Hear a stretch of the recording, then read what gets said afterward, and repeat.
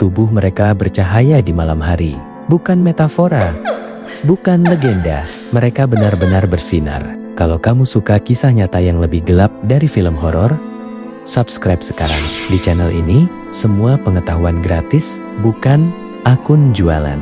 Tapi yang kita bongkar mahal harganya dalam sejarah. Dan episode ini mungkin cerita paling bercahaya, sekaligus paling mengerikan yang pernah kamu dengar. Awal abad ke-20, radium baru ditemukan oleh Marie Curie dan Pierre Curie. Dunia terobsesi. Radium disebut zat ajaib. Dipakai di pasta gigi, air, minum, kosmetik, obat kuat. Semua ingin bercahaya.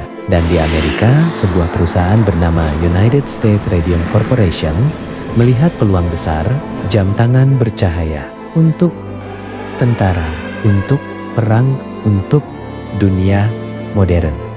Mereka merekrut gadis-gadis muda berumur belasan hingga awal ke-20. Pekerjaan ini dianggap bergengsi, gaji tinggi, lingkungan kerja aman. Tekniknya disebut lip pointing.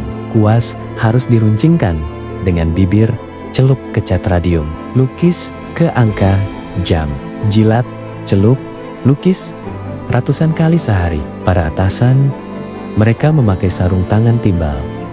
Para gadis diberitahu radium itu sehat. Malam hari mereka bercahaya. Gigi mereka bersinar. Rambut mereka berpendar. Mereka menyebut diri mereka Ghost Girls. Awalnya itu terlihat indah. Tapi cahaya itu bukan sihir. Itu radiasi. Dan radiasi tidak pernah bercanda. Beberapa tahun kemudian, gejala mulai muncul. Sakit gigi, gusi, berdarah, rahang menjadi nyeri. Lalu tulang mereka perlahan mulai hancur. Penyakit itu kemudian dikenal sebagai radium jauh. Tulang rapuh. Infeksi tak berhenti. Beberapa rahang terlihat lepas dari wajah mereka. Tubuh mereka menyerap radium. Dan karena radium menyerupai kalsium, ia menetap di tulang, menghancurkan dari dalam. Perusahaan menyangkal. Dokter perusahaan menyalahkan sifilis. Mereka bilang para gadis berbohong, tapi beberapa perempuan melawan. Salah satunya Grace Fryer.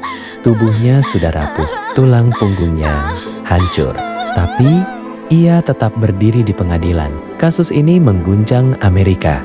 Dan untuk pertama kalinya, perusahaan besar dipaksa bertanggung jawab atas keselamatan pekerja. Dari tubuh yang dikorbankan, lahirlah standar keselamatan kerja modern, aturan paparan bahan berbahaya, hak pekerja untuk menuntut perusahaan, protokol keselamatan industri. Semua itu tidak datang dengan gratis. Ia dibayar dengan tulang, dengan gadis-gadis cantik, dengan darah, dengan cahaya yang mematikan. Ironisnya, saat ini radium masih ada di rumah sakit, di teknologi medis. Dalam dosis yang dikontrol, cahaya itu tidak jahat, hanya ketidaktahuanlah yang mematikan. Jika kamu hidup di tahun 1917 dan semua orang bilang itu aman, apakah kamu akan menolak? Atau kamu juga akan ikut bersinar? Subscribe sekarang, share ke temanmu agar kamu tidak menyembunyikan pengetahuan. Karena episode berikutnya mungkin tentang sesuatu yang sedang kamu gunakan hari ini dan kamu tidak pernah tahu siapa yang dulu membayar harganya.